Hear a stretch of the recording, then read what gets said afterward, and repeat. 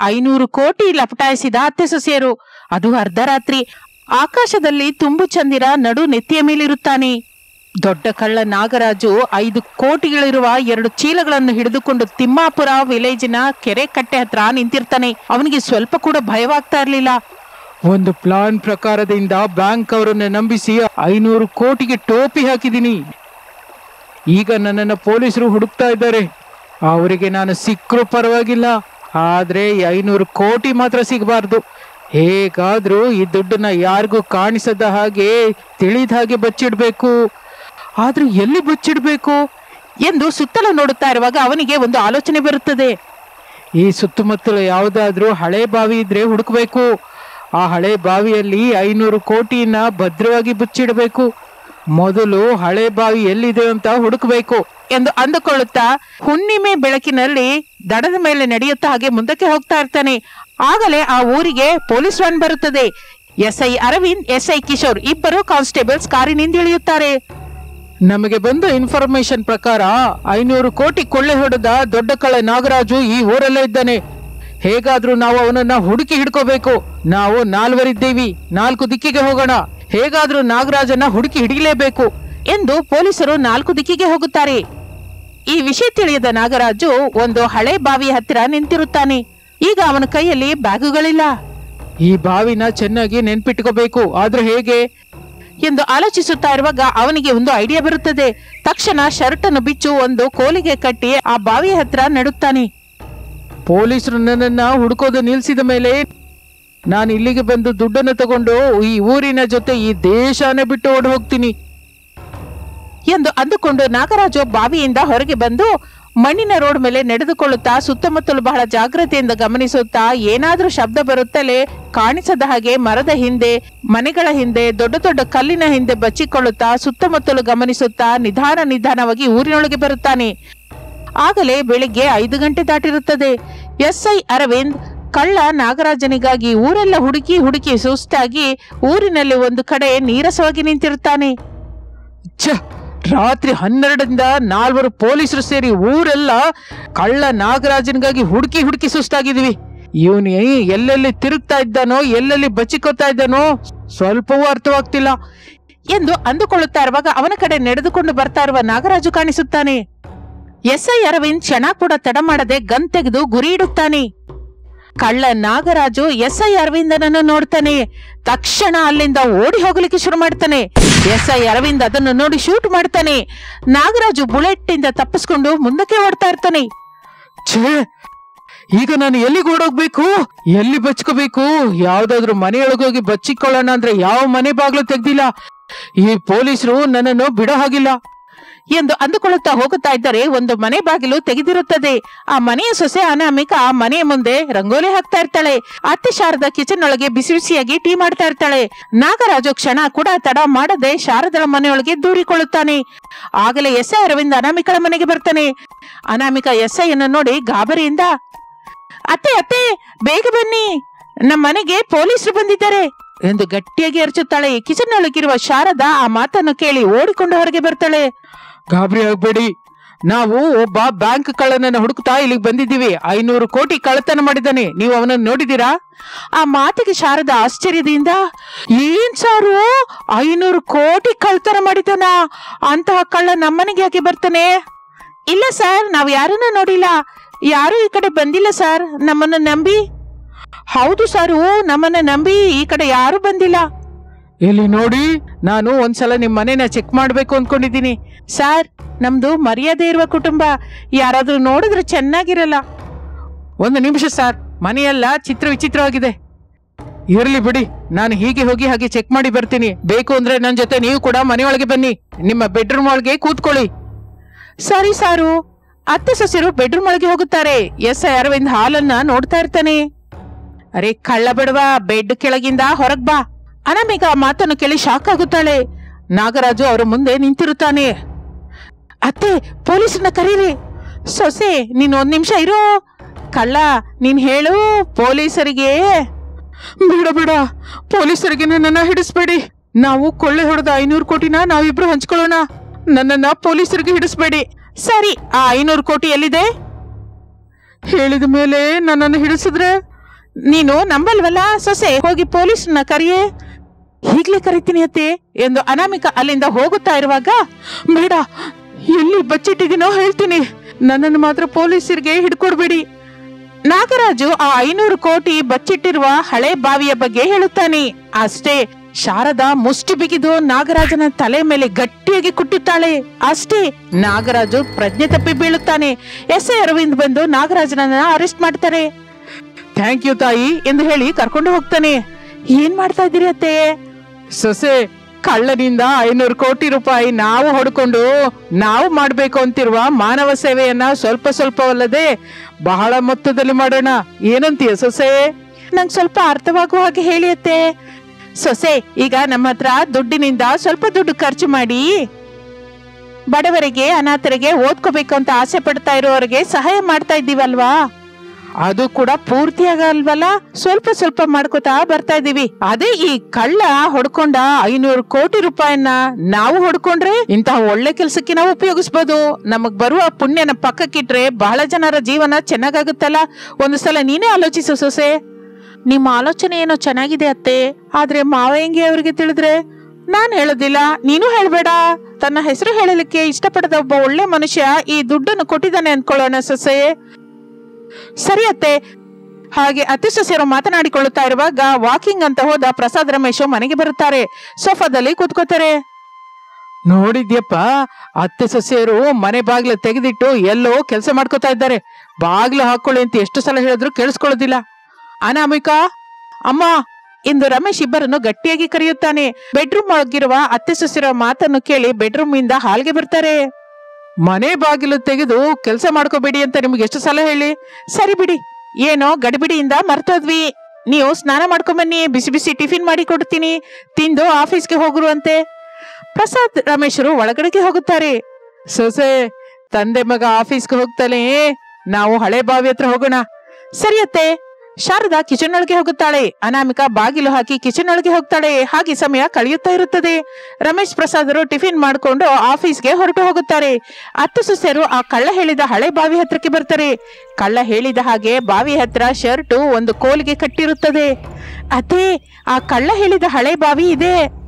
ಹೌದು ಸೊಸೆ, ಇನ್ನು ತಡ ಮಾಡದೆ ಬಾವಿಯೊಳಗೆ ಇಳಿದು 500 ಕೋಟಿ ಇರುವ ಚೀಲಗಳನ್ನ ತಗೊಂಬರೋಣ ಬಾ. ಇಬ್ಬರು ಹೋದ್ರೆ ಕಷ್ಟ ಅಲ್ವಾ? ನಾನು ಇಲ್ಲೇ ಇರ್ತೀನಿ ಅತ್ತೆ, ನೀವು ಹೋಗಿ ತಗೊಂಬನ್ನಿ. ಸರಿಯಮ್ಮ ಸೊಸೆ, ಬರುವವರನ್ನ ಹೋಗೋರನ್ನ ನೋಡ್ತಾ ಇರು. ಅನಾಮಿಕಾ ಸುತ್ತಲ ನೋಡ್ತಾ ಇರ್ತಾಳೆ. ಆಫೀಸಲ್ಲಿ ರಮೇಶ್ ಪ್ರಸಾದ್ ಅವರು ವರ್ಕ್ ಮಾಡ್ಕೋತಾ ಇರ್ತಾರೆ. ಹೀಗೆ ಸಮಯ ಕಳೆಯುತ್ತಾ ಇರುತ್ತದೆ. ಹಳೆ ಬಾವಿಯ ಹತ್ರ ಅತ್ತೆ ಸೊಸೆಯರು 500 ಕೋಟಿ ರೂಪಾಯಿ ಇರುವ ಬ್ಯಾಗ್ಗಳನ್ನ ನೋಡ್ಕೊಂಡು ಸಂತೋಷ ಪಡ್ತಾ ಇರ್ತಾರೆ. ಅತ್ತೆ, ನಾವು ಇಲ್ಲಿರೋದು ಅಷ್ಟು ಒಳ್ಳೇದಲ್ಲ, ಮನೆಗೆ ಹೊರಟು ಹೋಗೋಣ. ಹೌದು ಸೊಸೆ, ಯಾರಾದ್ರೂ ನೋಡಿದ್ರೆ ಅಸಲಿಗೆ ಮೋಸ ಬರುತ್ತೆ ಎಂದು ಅತ್ತೆ ಸೊಸೆಯರು ಬ್ಯಾಗ್ಗಳನ್ನ ತಲೆ ಮೇಲೆ ಹೊತ್ಕೊಂಡು ಮನೆಗೆ ಬರುತ್ತಾರೆ. ತಂದೆ ಮಗನಿಗೆ ತಿಳಿಯದೆ ಹಾಗೆ ಆ ದುಡ್ಡನ್ನು ಅನಾಥಾಶ್ರಮಕ್ಕೆ, ಬಡ ಮಕ್ಕಳಿಗೆ ಹಂಚುತ್ತಾ ಇರುತ್ತಾರೆ. ಸ್ವಚ್ಛವಾದ ಆಹಾರ ಕೊಡ್ತಾ ಇರ್ತಾರೆ. ಎಲ್ಲರೂ ಅತ್ತೆ ಸೊಸೆಯರನ್ನು ಮೆಚ್ಚಿಕೊಳ್ತಾ ಇರ್ತಾರೆ. ಒಂದು ದಿನ ಅನಾಮಿಕಾ ಪೇಪರ್ ಹಿಡಿದುಕೊಂಡು ಹಾಲ್ಗೆ ಕೂತ್ಕೊಂಡಿರೋ ಅತ್ತೆ ಶಾರದಾಳ ಹತ್ರ ಬರ್ತಾಳೆ. ಅತ್ತೆ, ಈ ದಿನ ಪೇಪರ್ ನೋಡಿದ್ರಾ? ಏನಾಯ್ತು ಸೊಸೆ? ಒಂದು ಬಡ ಹುಡುಗಿ PUC ನಲ್ಲಿ ಒಳ್ಳೆ ಮಾರ್ಕಲ್ಲಿ ಪಾಸ್ ಆಗಿದ್ದಾಳೆ. ಡಾಕ್ಟರ್ ಆಗ್ಬೇಕು ಅಂತ ಕೋರಿಕೆ ಇದೆ ಅಂತೆ. ದೊಡ್ಡ ಡಾಕ್ಟರ್ ಆದ್ಮೇಲೆ ಬಡವರಿಗೆ ಸೇವೆ ಮಾಡ್ಬೇಕು ಅಂದ್ಕೋತಾ ಇದ್ದಾಳೆ. ಇಷ್ಟಕ್ಕೂ ನಾವು ಮಾಡಬೇಕಾದ ಸಹಾಯ ಏನು? ಸರಸ್ವತಿ ತಾಯಿ ಕರುಣಿಸಿದ್ರು ಧನಲಕ್ಷ್ಮಿ ತಾಯಿ ಬರ್ತಾ ಇಲ್ಲ ಅತ್ತೆ. ಸರಿ ಸೊಸೆ, ಆ ಧನಲಕ್ಷ್ಮಿನ ನಾವು ತಗೊಂಡು ಹೋಗೋಣ. ಆ ಬಡ ಹುಡುಗಿನ ಡಾಕ್ಟರ್ನ ಮಾಡೋಣ. ವಿವರ ತಿಳ್ಕೊ, ನಾವು ಹೋಗಿ ಪರ್ಸನಲ್ ಆಗಿ ಭೇಟಿಯಾಗಿ ಕೈಲಾದ ಸಹಾಯ ಮಾಡಿ ಬರೋಣ. ಹಾಗೆ ಅತ್ತೆ. ಅನಾಮಿಕಾ ಫೋನ್ ಮಾಡಿ ಅಡ್ರೆಸ್ ತಿಳಿದುಕೊಳ್ಳುತ್ತಾಳೆ. ಮಾರನೇ ದಿನ ಅತ್ತೆ ಸೊಸೆಯರು ಆ ಬಡ ಹುಡುಗಿಯ ಹತ್ರಕ್ಕೆ ಹೋಗುತ್ತಾರೆ. ಆ ಹುಡುಗಿಯ ಅಪ್ಪ ಅಮ್ಮನ ಜೊತೆ ಮಾತನಾಡುತ್ತಾರೆ. ಅವರು ಒಪ್ಪಿಕೋತಾರೆ. ಹೀಗೆ ದಿನಗಳು ಕಳೆಯುತ್ತಾ ಇರುತ್ತದೆ. 500 ಕೋಟಿ ರೂಪಾಯಿಯನ್ನ ಲಪಟಾಯಿಸಿದ ಅತ್ತೆ ಸೊಸೆಯರಿಬ್ಬರು ಆ ದುಡ್ಡನ್ನು ಒಳ್ಳೆ ಒಳ್ಳೆ ಕೆಲಸಕ್ಕಾಗಿ ಉಪಯೋಗಿಸ್ತಾ ಇರ್ತಾರೆ. ಒಳ್ಳೆ ಹೆಸರನ್ನು ತಂದುಕೊಳ್ಳುತ್ತಾರೆ. ಬಡ ದಂಪತಿಗಳಾದ ರಂಗಯ್ಯ ಸುಜಾತ ಮನೆಯ ಹೊರಗೆ ಹೊಲದ ಕೆಲಸದ ಬಗ್ಗೆ ಮಾತನಾಡಿಕೊಳ್ಳುತ್ತಾ ಇರುವಾಗ ಆಟೋ ಮನೆಯ ಮುಂದೆ ಬಂದು ನಿಲ್ಲುತ್ತದೆ. ಸುಜಾತ ರಂಗಯ್ಯ ಅಯೋಮಯದಿಂದ ನೋಡುತ್ತಾರೆ. ಅವರ ದೊಡ್ಡ ಮಗಳು ಅವನಿ, ಅಳಿಯ ಶ್ರೀನಿವಾಸ್ ಆಟೋದಿಂದ ಇಳಿಯುತ್ತಾರೆ. ಇಬ್ಬರು ಅವರನ್ನು ನೋಡಿ ಸಂತೋಷ ಪಡುತ್ತಾರೆ. ಬಾಮ್ಮ, ಅಳಿಯಂದ್ರೆ ಬನ್ನಿ ಎನ್ನುತ್ತಾ ಮಗಳು ಅಳಿಯನನ್ನ ನೋಡುತ್ತಾರೆ. ಆಮನಿ ಮುಖ ದಿಗಿಲಿನಿಂದ ಕಾಣಿಸುತ್ತದೆ. ಆಟೋದಿಂದ ಲಗೇಜ್ ಬ್ಯಾಗ್ ಅನ್ನು ತೆಗೆದು ಶ್ರೀನಿವಾಸ್ ಕೆಳಗೆ ಇಡುತ್ತಾನೆ.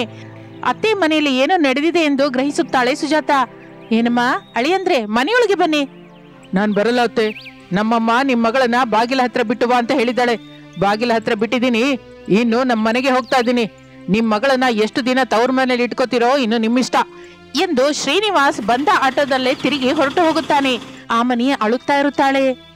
ಏನಾಯ್ತು ಸುಜಾತ, ಮಗಳು ಯಾಕೆ ಹೇಳ್ತಾ ಇದ್ದಾಳೆ? ಅಳಿಯ ತಿರುಗಿ ಹೊರಟೋದ್ರ? ಮನೆಯೊಳಗೆ ಬನ್ನಿ, ಮಗಳು ವಿವರವಾಗಿ ಹೇಳ್ತಾಳೆ. ಸುಜಾತ ಮಗಳನ್ನು ಕರೆದುಕೊಂಡು ಮನೆಯೊಳಗೆ ಹೋಗುತ್ತಾಳೆ. ಕಂಪ್ಯೂಟರ್ ಆಪರೇಟರ್ ಆಗಿ ಕೆಲಸ ಮಾಡುತ್ತಾ ಇರುವ ಅನಾಮಿಕಳ ಫೋನ್ ಮೊಳಗುತ್ತದೆ. ಯಾರು ಎಂದು ನೋಡುತ್ತಾಳೆ. ರಮೇಶ್ ಕಾಲಿಂಗ್ ಅಂತ ಇರುತ್ತದೆ. ಈಗ ಏನೋ ಭಾವನವರ ತಮ್ಮ ಫೋನ್ ಮಾಡ್ತಾ ಇದ್ದಾನೆ ಅಂದುಕೊಂಡು ಕಾಲ್ ಅನ್ನ ರಿಸೀವ್ ಮಾಡ್ಕೋತಾಳೆ. ಹಲೋ ರಮೇಶ್ ಅವರೇ. ಪಾರ್ಕ್ ಹತ್ರ ಇರುವ ರಮೇಶ್, ಅನು ನೀನು ಇದ್ದಕ್ಕಿದ್ದ ಹಾಗೆ ಆಫೀಸ್ನಿಂದ ಹೊರಟು ಪಾರ್ಕಿಗೆ ಬಂದ್ಬಿಡು. ಅನಾಮಿಕಂಗೆ ಕೋಪ ಬರುತ್ತೆ. ಏನ್ರಿ ನೀವು ಮಾತಾಡ್ತಾ ಇರೋದು? ಏನೋ ಭಾವನ್ ತಮ್ಮ ಅಂತ ಸ್ವಲ್ಪ ಸೊಲಗಿಯಿಂದ ಮಾತಾಡಿದ್ರೆ ಫೋನ್ ಮಾಡಿ ಪಾರ್ಕಿಗೆ ಬಾ ಅಂತ ಕರಿತಾ ಇದ್ದೀರಾ? ನಿಮ್ ಪದ್ಧತಿ ನನಗೆ ಹಿಡಿಸ್ತಾ ಇಲ್ಲ. ಈಗಲೇ ನಮ್ಮ ಅಕ್ಕಂಗೆ ಫೋನ್ ಮಾಡಿ ಹೇಳ್ತೀನಿ. ಅನು, ನಾನು ಪಾರ್ಕಿಗೆ ಬಾ ಅಂತ ಹೇಳ್ತಾ ಇರೋದು ನಿಮ್ ಮನೆಗೆ ಬಂದ ನಿಮ್ಮ ಅಕ್ಕನ ಬಗ್ಗೆ ಮಾತಾಡೋದಕ್ಕೆ. ಆಗ ಅನಾಮಿಕಾ ಆಶ್ಚರ್ಯದಿಂದ, ಏನು ನಮ್ಮಕ್ಕ ನಮ್ಮ ಮನೆಗ್ ಬಂದಿದ್ದಾಳ? ಏನ್ ಮಾತಾಡ್ತಾ ಇದ್ದೀರಾ? ನಿಜಾನೇ ಹೇಳ್ತಾ ಇದ್ದೀನಿ ನಾನು. ನಂಬಿಕೆ ಇಲ್ದಿದ್ರೆ ನಿಮ್ಮ ಅಮ್ಮಗೆ ಫೋನ್ ಮಾಡಿ ಕೇಳ್ಕೊ. ಅದು ನಿಜ ಅಂತ ತಿಳಿದ್ರೆ ಪಾರ್ಕ್ ಹತ್ರ ಬಂದ್ಬಿಡು. ನಾವು ಮಾತಾಡ್ಕೊಂಡು ಆ ಕಡೆ ನಿಮ್ಮ ಅಕ್ಕನ ಸಂಸಾರ, ಈ ಕಡೆ ನಮ್ಮ ಅಣ್ಣಯ್ಯನ ಜೀವನನ ತಿದ್ದಬೇಕು. ಆ ಜವಾಬ್ದಾರಿ ನಮ್ಮ ಮೇಲೆ ಇದೆ ಎಂದು ಹೇಳುತ್ತಲೇ ಅನಾಮಿಕಾ ಫೋನ್ ಅನ್ನು ಇಟ್ಟು ತನ್ನ ತಾಯಿಗೆ ಫೋನ್ ಮಾಡುತ್ತಾಳೆ. ಸುಜಾತ ಮಾತನಾಡುತ್ತಾ ನಿಜವೇ ಎಂದು ಹೇಳುತ್ತಾಳೆ. ಇನ್ನು ಅನಾಮಿಕಾ ಏನು ಮಾತನಾಡದೆ ಆಫೀಸ್ನಿಂದ ಆಟೋದಲ್ಲಿ ಹೊರಟು ಪಾರ್ಕಿಗೆ ಬರುತ್ತಾಳೆ. ತಕ್ಷಣ ರಮೇಶ್ನನ್ನು ಭೇಟಿಯಾಗುತ್ತಾಳೆ. ಮತ್ತೆ ಏನಾಯ್ತು ರಮೇಶ್ ಅವರೇ? ರಮೇಶ್ ಅವರು ಅಂತ ಅನ್ನೋದೇ ಚಿಕ್ಕ ಬಾವ ಅಂತ ಕರಿಬೋದಲ್ಲ. ಸಮಯ ಬಂದಾಗ ಕರಿತೀನಿ ಬಿಡಿ. ಈಗ ಏನಾಯ್ತು ಅದನ್ನ ಮೊದಲು ಹೇಳಿ. ನಮ್ಮಮ್ಮಂಗೆ ಮನೆ ಯಜಮಾನಿಕೆ ಹುಚ್ಚು ಹಿಡಿದಿದೆ. ಅದರಿಂದಲೇ ಅತ್ತಿಗೆಗೆ ಬಹಳ ಕಷ್ಟ ಕೊಡ್ತಾ ಇದ್ಲು. ಪಾಪ ಅತ್ತಿಗೆ ಸಹಿಸಲಾರದೆ ಒಂದು ಮಾತು ಎದುರು ಮಾತಾಡಿದ್ದಕ್ಕೆ ಅವಳನ್ನ ತವ್ರ ಮನೆಗೆ ಕಳಿಸಿದಾಳೆ ಎಂದು ರಮೇಶ್ ನಡೆದ ವಿಷಯ ಹೇಳುತ್ತಾನೆ. ಅನಾಮಿಕಾ ಕೂಡ ಕಣ್ಣೀರು ಹಾಕಿಕೊಳ್ಳುತ್ತಾಳೆ. ಎಲ್ಲ ಹೆಣ್ಣು ಮಕ್ಕಳ ಹಾಗೆ ನೀನು ಅಳ್ತೀಯ ಅಂತ ಅಂದ್ಕೊಂಡಿರ್ಲಿಲ್ಲ ಅನಾಮಿಕಾ. ಅಳೋದು ಬಿಟ್ಟು ನಿಮ್ಮ ಅಮ್ಮಂಗೆ ಬುದ್ಧಿ ಹೇಳಲಾರೆ ಅಲ್ವಾ? ಹೇಳುವ ಅವಕಾಶ ನಿನ್ಗೆ ನಾನ್ ಕೊಡ್ಬೇಕು ಅಂತ ಇದ್ದೀನಿ ಅನಾಮಿಕಾ. ಅದ್ ಹೇಗೆ? ನಾವು ಮದುವೆ ಮಾಡ್ಕೊಳ್ಳೋಣ. ಜೋಕ್ ಮಾಡ್ಬೇಡಿ. ಜೋಕ್ ಅಲ್ಲ ಅನಾಮಿಕಾ, ನಾನು ಸೀರಿಯಸ್ ಆಗಿ ಹೇಳ್ತಾ ಇದ್ದೀನಿ. ನಿಮ್ಮ ಉದ್ದೇಶ ಏನು? ನೀನು ನಮ್ಮ ಮನೆಗೆ ಚಿಕ್ಕ ಸೊಸೆಯಾಗಿ ಕಾಲಿಟ್ಟು ನಮ್ಮಮ್ಮನ ಯಜಮಾನ್ಕಿನ ಮುರಿಬೇಕು. ಸೊಸೆ ಎಂದರೆ ಮನೆಯ ಕೆಲಸದವಳು ಅಲ್ಲ, ಮನೆಯ ಮನುಷ್ಯಳು ಅಂತ ಅರ್ಥ ಮಾಡಿಸ್ಬೇಕು. ನಮ್ಮ ಅಣ್ಣ ಹೆಂಗು ಬುದ್ಧಿ ಬರುತ್ತೆ, ನಿಮ್ಮ ಅಕ್ಕನ ಸಂಸಾರನೂ ಚೆನ್ನಾಗಿರುತ್ತೆ. ನೀನೇ ಆಲೋಚಿಸು ಎಂದು ರಮೇಶ್ ಹೇಳಿ ಹೊರಟು ಹೋಗುತ್ತಾನೆ. ಅನಾಮಿಕಾ ಆಲೋಚಿಸುತ್ತಲೇ ಆಟೋದಲ್ಲಿ ಮನೆಗೆ ಬರುತ್ತಾಳೆ. ಬೆಡ್ ಮೇಲೆ ಕೂತ್ಕೊಂಡು ದುಃಖ ಪಡ್ತಾ ಇರುವ ಅಕ್ಕ ಆಮನಿಯನ್ನು ಮಾತನಾಡಿಸುತ್ತಾಳೆ. ಅಕ್ಕ, ನಾನು ರಮೇಶ್ ಭಾವನ ಮದುವೆ ಮಾಡ್ಕೊಳ್ಳೋಣ ಅನ್ಕೋತಿದ್ದೀನಿ. ಬೇಡ ತಂಗಿ, ನೀನು ರಮೇಶ್ ನನ್ನ ಮದುವೆ ಮಾಡ್ಕೊಂಡು ಆ ಮನೆಗೆ ಸೊಸೆಯಾಗಿ ಬರಬೇಡ. ರಮೇಶ್ ಬಾಬಾ ಒಳ್ಳೆಯವನಲ್ವಾ ಅಕ್ಕ? ರಮೇಶ್ ಬಂಗಾರ ತಾಯಿ, ಆದ್ರೆ ನಮ್ಮ ಅತ್ತೆಯ ಹಿರ್ತನ ನೀನು ತಡ್ಕೊಳ್ಳಲಾರೆ. ಅಯ್ಯೋ ಅಕ್ಕ, ನಾನು ಆ ಮನೆಗೆ ಸೊಸೆಯಾಗಿ ಹೋಗ್ತಾ ಇರೋದೇ ನಿಮ್ಮ ಅತ್ತೆ ಯಜಮಾನಿಕೆನ ಮುರಿಲಿಕ್ಕೆ. ಅದು ನಿನ್ನಿಂದ ಆಗಲ್ಲ ತಂಗಿ. ಅಕ್ಕ, ಅತ್ತೆನ ಬುದ್ಧಿವಂತಿಕೆಯಿಂದ ಹೊಡಿಬೇಕು, ಆಕೆಯ ಪೊಗರನ್ನ ಇಳಿಸ್ಬೇಕು. ಸರಿ ತಾಯಿ, ರಮೇಶ್ ಅಂತೂ ಒಳ್ಳೆ ಹುಡುಗ, ಮದುವೆ ಮಾಡ್ಕೋ. ಅನಾಮಿಕಾ ಸಂತೋಷ ಪಡುತ್ತಾಳೆ. ರಮೇಶ್ಗೆ ಫೋನ್ ಮಾಡಿ ವಿಷಯ ಹೇಳುತ್ತಾಳೆ. ಮಾರನೇ ದಿನ ಫ್ರೆಂಡ್ಸ್ ಸಹಾಯದಿಂದ ರಮೇಶ್ ಅನಾಮಿಕಾ ರಿಜಿಸ್ಟರ್ ಮ್ಯಾರೇಜ್ ಮಾಡಿಕೊಂಡು ಹಾರ ಹಾಕಿಕೊಂಡು ಮನೆಗೆ ಬರುತ್ತಾರೆ. ಅದನ್ನು ನೋಡುತ್ತಲೇ ಶಾರದಂಗೆ ಎಲ್ಲಿಲ್ಲದ ಕೋಪ ಬರುತ್ತೆ. ಅನಾಮಿಕಂಗೆ ತನ್ನ ಹಿರಿತನದ ಬಗ್ಗೆ ಎಲ್ಲ ಹೇಳ್ತಾಳೆ. ನೋಡು ಚಿಕ್ಕ ಸೊಸೆ, ನನ್ನ ಅನುಮತಿ ಇಲ್ಲದೆ ಈ ಮನೆಯಲ್ಲಿ ಏನು ಮಾಡೋದಕ್ಕಾಗೋದಿಲ್ಲ. ನಾನು ಹೇಳಿದ್ದೇ ಮಾಡ್ಬೇಕು, ನಾನು ಕೊಟ್ಟಿದ್ದೇ ತಿನ್ಬೇಕು. ನಾನು ಯಾವಾಗ ಕರೆದ್ರು ಅವಾಗ್ಲೇ ಮಾತಾಡ್ಬೇಕು. ಹಾಗೆಯತ್ತೆ ಅನಾಮಿಕಾ ಸೊಸೆಯಾಗಿ ಆ ಮನೆಗೆ ಕಾಲಿಡುತ್ತಾಳೆ. ಸೊಸೆ, ಹೋಗಿ ಟೀ ತಗೊಂಬಾ. ಅಯ್ಯೋತ್ತೆ, ನಂಗೆ ಟೀ ಮಾಡೋದಕ್ಕೆ ಬರಲ್ಲ. ಹೇಗೂ ಮನೆ ಯಜಮಾನಿಕೆ ಎಲ್ಲ ನಿಮ್ದೇ ಅಲ್ವಾ? ನೀವು ಟೀ ಹೇಗೆ ಮಾಡ್ಬೇಕು ಅಂತ ನಂಗೆ ಹೇಳಿ, ಆಗ ನಾನು ಮಾಡ್ತೀನಿ. ಒಂದು ಪಾತ್ರೆ ತಕೊಂಡು ಒಂದು ಗ್ಲಾಸ್ ನೀರ್ ಹಾಕು, ಸ್ಟವ್ ಮೇಲಿಡು. ನೀರು ಬಿಸಿ ಆದ ಮೇಲೆ ಟೀ ಪುಡಿ ಸ್ವಲ್ಪ ಸಕ್ಕರೆ ಹಾಕು. ಟೀ ಪುಡಿ ಚೆನ್ನಾಗಿ ಕುದ್ದ ಮೇಲೆ ಸ್ವಲ್ಪ ಹಾಲು ಹಾಕು. ಹೋಗಿ ನಾನು ಹೇಳಿದ ಹಾಗೆ ಮಾಡ್ಬಾ. ಈಗಲೇ ಹೋಗಿ ನೀವು ಹೇಗೆ ಹೇಳಿದ್ರು ಹಾಗೆ ಮಾಡ್ತೀನಿ ಅತ್ತೆ. ಅನಾಮಿಕಾ ಕಿಚನ್ ಒಳಗೆ ಬರುತ್ತಾಳೆ. ಶಾರದಾ ಹೇಳಿದ ಹಾಗೆ ಮಾಡಿ ಪಾತ್ರೆಯನ್ನು ಸ್ಟವ್ ಮೇಲೆ ಇಡುತ್ತಾಳೆ. 10 ನಿಮಿಷ, ಅರ್ಧ ಗಂಟೆ ಕಳೆಯುತ್ತೆ. ಅನಾಮಿಕಾ ಇನ್ನು ಅಡಿಗೆ ಮನೆಯಿಂದ ಟೀ ತಗೊಂಡು ಬರ್ಲಿಲ್ಲ. ಇದೇನಿದು, ಸೊಸೆ ಇನ್ನು ಟೀ ತಗೊಂಡ್ಬಂದಿಲ್ಲ, ಟೀ ತಗೊಂಬ ಅಂತ ಹೇಳಿ ಗಂಟೆ ಕಳೀತು. ಕಿಚನ್ ಒಳಗೆ ಬಂದು ನೋಡುತ್ತಾಳೆ ಶಾರದಾ. ಅನಾಮಿಕಾ ಒಲೆ ಮೇಲೆ ಪಾತ್ರೆ ಇಟ್ಟು ನೋಡ್ತಾ ಇರ್ತಾಳೆ. ಏನ್ ಚಿಕ್ಕ ಸೊಸೆ, ಟೀ ಮಾಡೋದಕ್ಕೆ ಗಂಟೆ ತಗೋತೀಯಾ? ಅತ್ತೆ, ನೀವು ಹೇಳಿದ ಹಾಗೇನೆ ಪಾತ್ರೆಯಲ್ಲಿ ನೀರ್ ಹಾಕದೆ, ಟೀ ಪುಡಿ ಹಾಕದೆ, ಸಕ್ಕರೆ ಹಾಕಿ ಸ್ಟವ್ ಮೇಲಿಟ್ಟೆ. ನೀರೇನೋ ಬಿಸಿನೇ ಆಗ್ತಾ ಇಲ್ಲ ಅತ್ತೆ. ಯಾವಾಗ ಬಿಸಿ ಆಗುತ್ತೋ ಅಂತ ನೋಡ್ತಾ ಇದ್ದೀನಿ. ಆಗ ಶಾರದಾ ಸ್ಟವ್ ಅನ್ನು ನೋಡುತ್ತಾಳೆ. ಅದು ಬೆಳಗಿಸಲಿಲ್ಲ. ಕೋಪ ಬರುತ್ತೆ ಶಾರದಂಗೆ. ನಿಮ್ಮ ಅಮ್ಮನ್ ಹೊಟ್ಟೆ ಹೊಡಿಯ, ಸ್ಟವ್ ಬೆಳಗದೆ ನೀರೆಲ್ಲಿಂದ ಬಿಸಿ ಆಗುತ್ತೆ? ಸ್ಟವ್ ಬೆಳಗಿಸ್ಬೇಕು ಅಂತ ತಾವು ಹೇಳಿಲ್ವಲ್ಲ ಅತ್ತೆ ಎಂದು ಅನಾಮಿಕಾ ಹೇಳುತ್ತಲೇ ಶಾರದಳ ತಲೆ ತಿರುಗಿ ಕೆಳಗೆ ಬೀಳುತ್ತಾಳೆ. ಕಿಚನ್ ಬಾಗಿಲ ಹತ್ರ ಇದ್ದು ನೋಡ್ತಾ ಇರುವ ರಮೇಶ್ ಪ್ರಸಾದರು ಕಿಲಕಿಲ ನಗುತ್ತಾರೆ. ಅನಾಮಿಕಾ ಅವರಿಬ್ಬರನ್ನು ನೋಡುತ್ತಾಳೆ. ನಗುವುದನ್ನು ನಿಲ್ಲಿಸಿ ಶಾರದಳ ಹತ್ರ ಬರ್ತಾರೆ ಅವರಿಬ್ಬರು. ಶಾರದಾ, ನಿನ್ನ ಯಜಮಾನಿಕೆ ಕೋಟೆನ ಚಿಕ್ಕ ಸೊಸೆ ಅನಾಮಿಕಾ ಕೆಡೋದಕ್ಕೆ ಶುರು ಮಾಡಿದ್ದಾಳೆ. ಮಗ ರಮೇಶ್ ಸೊಸೆನ ಕರ್ಕೊಂಡು ಹಾಗೆ ಹೊರಗೆ ಹೋಗು. ಇನ್ನು ರಮೇಶ್ ಅನಾಮಿಕಾ ಇಬ್ಬರು ಹೊರಗೆ ಹೋಗುತ್ತಾರೆ. 1 ಗಂಟೆಯ ನಂತರ ಬೆಡ್ರೂಮ್ ಒಳಗಿರುವ ಅತ್ತೆ ಶಾರದಳ ಹತ್ರಕ್ಕೆ ಬರ್ತಾಳೆ ಅನಾಮಿಕಾ. ತನ್ನಲ್ಲಿ ತಾನು, ಅಮ್ಮೋ, ನೀನ್ ಕೊಟ್ಟ ಶಾಕಿಂದ ನಾನಿನ್ನು ಎಚ್ಚೆತ್ಕೊಂಡಿಲ್ಲ.